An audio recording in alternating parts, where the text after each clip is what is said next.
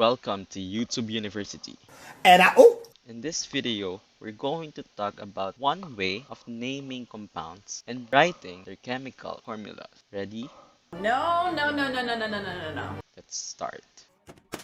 There are thousands of different chemical compounds. That is why a system of naming or writing them is made. Now, compounds can be divided into two main types: the binary compounds and the ternary compounds. We will study them one by one. Take note that there is another way to classify compounds. It is by molecular compounds and ionic compounds. I have another video for that. So let's start with binary compounds. All true binary compounds have only two elements, and these compounds end with "ide". We have three types of binary compounds. Type 1 is when the metal forms only one type of cation. So remember, cation is positively charged. Type 2 is when metal forms two or more types of cations. Lastly, type 3 contains only non-metals.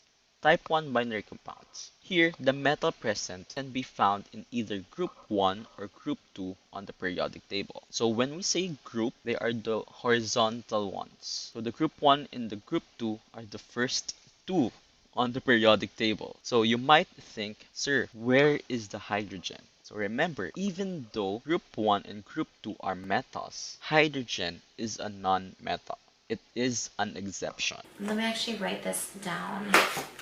It is also important to note that group 1 forms cations with positive 1 as their charge. What was that? Group 2 forms cation with positive 2 as their charge. Now here are the rules for naming type 1 binary compounds. Number 1, the cation is always named first, followed by the anion. Number 2, for the simple cation, just copy the name. For example, sodium, Na, just copy sodium. For the anion, you take the root, then add ide. Then finally, you have to combine them. So basically, it's like this. You have a cation and anion, combine them, boom, you have a compound. Okay, so let's have an example.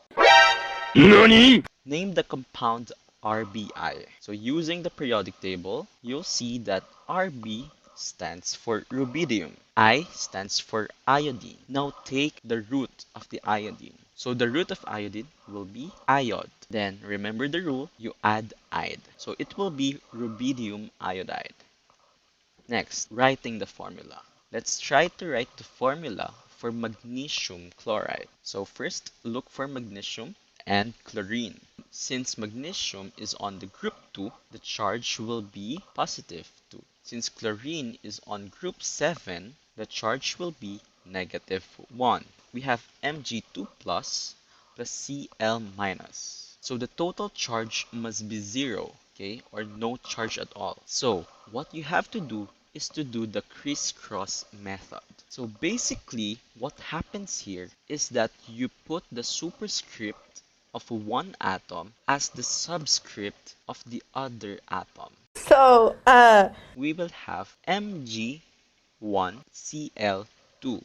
And we know that we don't put 1. Now, let's look at the charges. So remember, the total charge must be 0. So what happens is that the superscript of one atom, or Mg in this example, is multiplied to the superscript of the other atom, Cl. So we will have plus 2 times 1. Take note that you don't include the charge of the crisscrossed number. So positive 2 times 1 plus negative 1 times 2. So you will have 0. Again, the answer will be MgCl2. okay. So type 2 binary compounds. So the metal present is not found in either group 1 or group 2. If we have this, we'll just add few rules. First rule is name the cation first, followed by the anion. Then, Sir. still the same rule, copy the name of the cation, but this time you have to add the Roman numerals. So recall the Roman numerals. I, V. So that stands for 1, 2, 3, 4. For number 3, you take the root and add ide. So it's the same rule as in the type 1. So for the anion, take the root and add ide. So it's the same. Then you have to combine them. So let's have an example. Name the compound FeCl2. First step is to look for Fe, then look for Cl. Now, you will have iron blank chloride. How did we get this? First step is to copy the name of the cation, which is iron. Now, iron is not found on group 1 nor group 2, so we add the Roman numeral, but we don't know it yet. We will know it later. Okay, let's move on. Chloride came from chlorine. Take the root, chlor, then you add ide. Okay, is it clear? Yes.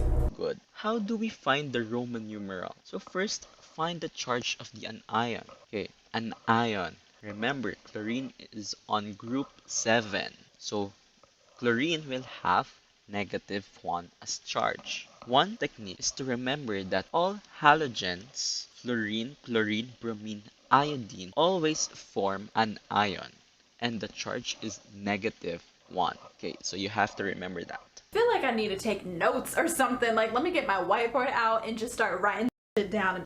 Then we get the total negative charge.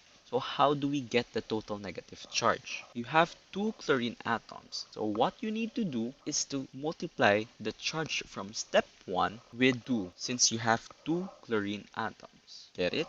I do not. I've heard of it though.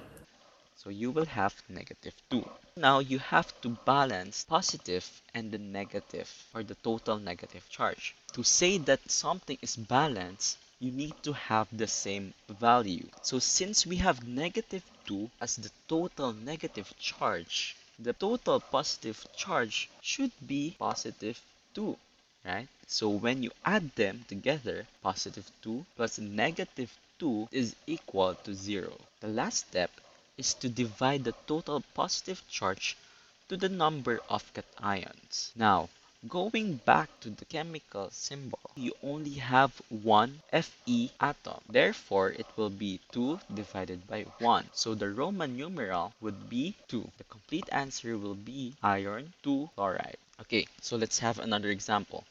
Write the formula for lead 4 nitride. Again, using the periodic table, look for lead. So the chemical symbol for lead is Pb, and the charge, or also called as the oxidation state, is +4. So why +4? Because it is on the group 4. Just in case it's not obvious, the group number is equal to the number of the charge. We on the same page, right? I know we are. Let's look for nitride. So nitride is derived from nitrogen. Nitrogen is N, and the oxidation state is -3. But sir, you said that the group number is equal to the charge. Remember, from group 5, 6 to 7, they will now start forming anions. So the nitrogen group will have -3 as charge. The oxygen group will have -2. The fluorine group will have -1. So again, you have to do the crisscross method. So interchange, you will get Pb 3 and 4. So to check the charge, so we will have 3 times 4 plus 4 times -3, which will give us 0. So the answer will be Pb 3 and 4. Okay, I hope you're getting it. I don't understand. I don't understand. I don't understand. Now, type 3 binary compounds. These compounds do not contain metal atoms at all. So in naming this, there are two ways. My brain has completely turned to mush. The new system and the old system. You should never, ever mix the two systems. Okay? Wow, that was so powerful. So first, let's discuss the type 3 binary compounds, the old system. The first step, name the first element in full name. The second element is named like an ion. So you have the root plus the ide. Here, in the old system, you have to use prefixes to denote the numbers of atoms. So what are the prefixes? The mono, di, tri, tetra, penta, hexa, hepta, octa, nona, and deca. But you should take note that the prefix mono is never used for naming the first element. Let's have, for example, NO2. N stands for nitrogen. O from oxygen. So we get the root. We will have ox. Then we add ide. Since you have two oxygen atoms, you add the prefix di. The answer will be nitrogen dioxide. Now, write the formula for carbon tetrachloride. So, you have carbon, C, then tetra, you have 4. So, chloride is derived from chlorine, which is Cl. When you combine them, you will have CCl4. Okay, so let's have another example. Write the formula for dinitrogen pentoxide. So di means 2, so we will have N2. Penta or pent is 5, so meaning we'll have O5. So the answer will be N2O5. Sir, why not pentaoxide? So when you have two vowels, you remove A from the prefix. Penta will just become pent. Anyways, Let's talk about the new system. So the rules are simple. Again, cation, then anion. Write the full name of the cation plus the Roman numeral. Then for the anion, it's the same rule, root plus ide, then you have to combine. Now, what's the difference between the old and the new? In the old system, we use prefixes. In the new system, we will use Roman numerals. Okay, so for example, name the compound NO2. So in the old system, it is nitrogen dioxide. Now let's compare it to the new system. So N stands for nitrogen. It is not in the second column, so we need to put a Roman numeral. Now we have ox from oxygen. Then you include ide, because that's the rule for anions. So far we have nitrogen blank oxide. How do we get the Roman numeral? So O has negative 2 charge. Okay, so times 2, because you have 2 atoms of oxygen, you will have negative 4. Balance it with the total positive charge. So the total positive charge will be 4. Hold up. Wait a minute. Why? Because you have negative 4 as your total negative charge. So to make it balance, we are going to pretend we didn't hear that. you need to have 0. Now divide the total positive charge to the number of cations, which is 1, because it's N02. So your Roman numeral will be 4. So compare, in the old system, it's nitrogen dioxide. In the new system, it is nitrogen 4 dioxide. Let's have another one. Seriously. So write the formula for nitrogen 5 oxide. So we have nitrogen as N. The charge will be positive 5. Why? Because we have the Roman numeral 5. I know what you're thinking. You will say, Sir, you said nitrogen will have negative 3 as charge. She's got a point. Remember, we are talking about type 3 binary compounds. So here, there are no metal ions. They are all non-metals. Okay. Whatever that means. If you notice, nitrogen here is the cation. In the previous example, nitrogen is the anion. Okay? So for oxide, we have O, oxygen. The charge is negative 2. So far, we have N positive 5, O negative 2. To combine them, you can use the crisscross method. That's okay. If you do that, we will have N2O5. But I'm going to teach you one more method. This is called the LCM method. No, no, no, no. So first, get the LCM, which is 10. So 2, 4, 6, 8, 10, 5, 10. Then you have to divide 10 by 5 because the charge of N is 5. So you have 2. 10 divided by 2 because the charge of your oxygen is negative 2. You don't include the sign. So you will have 5. Meaning, you need to have 2 nitrogen atoms and 5 oxygen atoms. Another example. Write the formula for carbon 4 chloride. So first, Check the periodic table. We will have carbon C and the charge is positive 4. Why? Y'all need to stop that, okay? Stop! Again, it is on the group 4, carbon group. So it will have positive 4. Or you may just consider the Roman numeral. The Roman numeral will serve as the charge. So we have chlorine Cl negative 1 because it is a halogen. So far we have C positive 4, Cl negative 1. You may do the crisscross method if you like, but here I'm going to teach you the LCM method. What are you thinking? Spell it!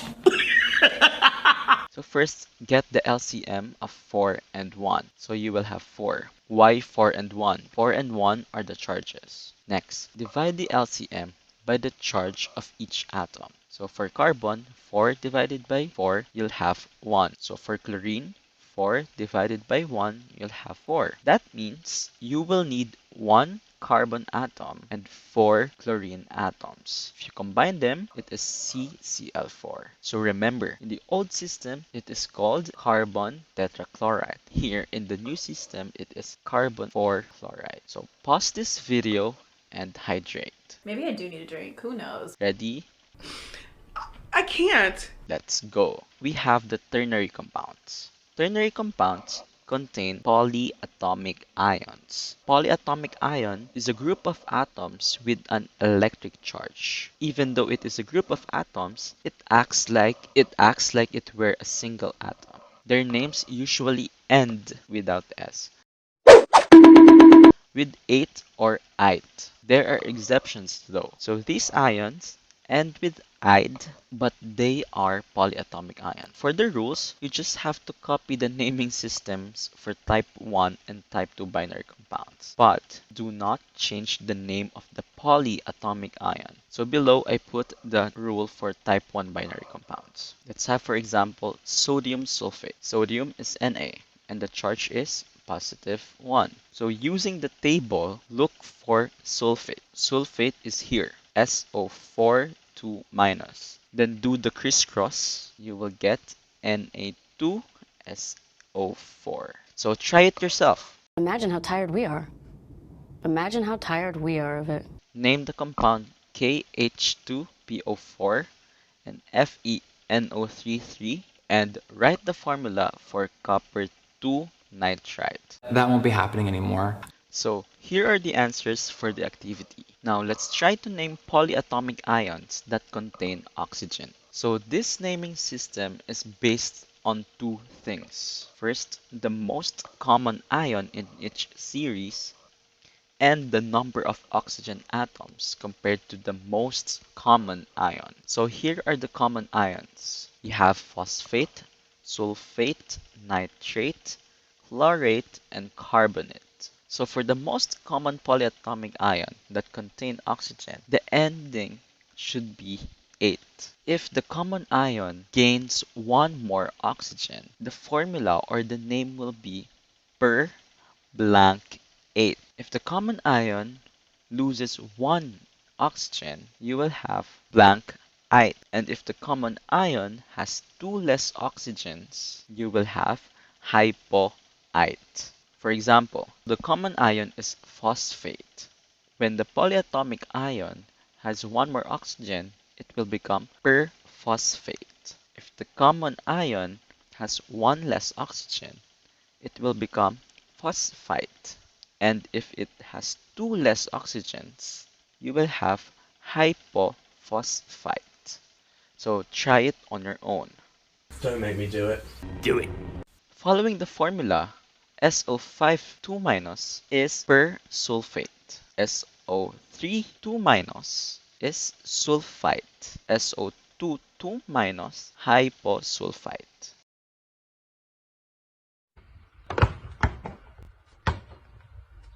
Now let's name acids. For this class, all these acids begin with H, with hydrogen, and the names end with the word acid. I didn't expect that.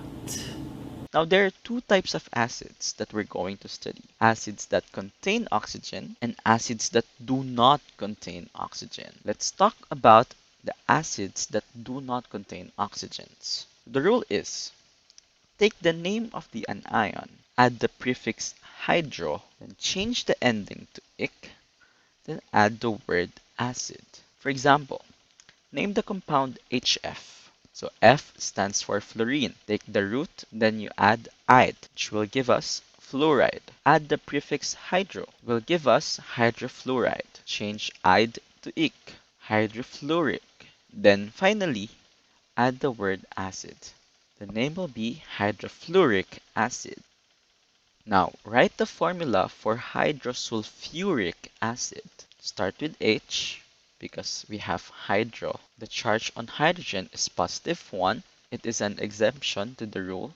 Remove hydro and ic, which will give us sulfur. Charge on sulfur is -2. So far we have H +1, S -2. Then crisscross, we will have H2S. Now let's name acids that do contain oxygen. The rules are pretty simple. Find the name of the polyatomic ion, change ate to ic, or if ite is given, change it to us. Then add the word acid. For example, name the compound HClO4. Find the polyatomic ion. You will know that it is perchlorate. Change ate to ic. We will have perchloric. Add the word acid, perchloric acid. I hope it's clear. Got it. So, sir, what if I don't have periodic table? So someone just asked me on my way home.